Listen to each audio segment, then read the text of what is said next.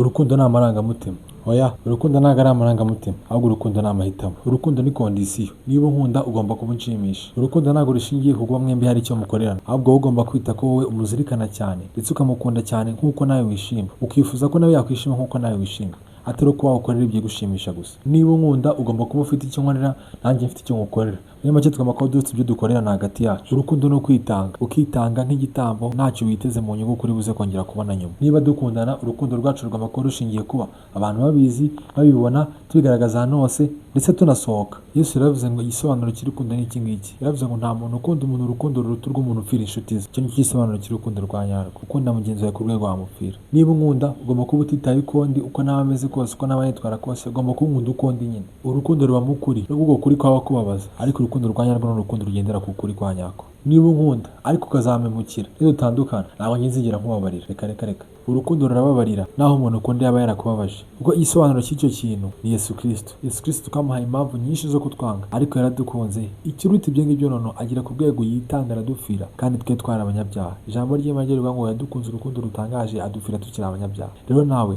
ntabwo ushobora gukunda utazi Imana. Banza umenye Imana, numara guhishurwa urukundo rw'Imana ubwo uzarushaho gukunda urukundo rw'ukuri kandi rutavangiye, rutameze nk'urw'isi ahubwo rumeze nk'urw'Imana. Shalom.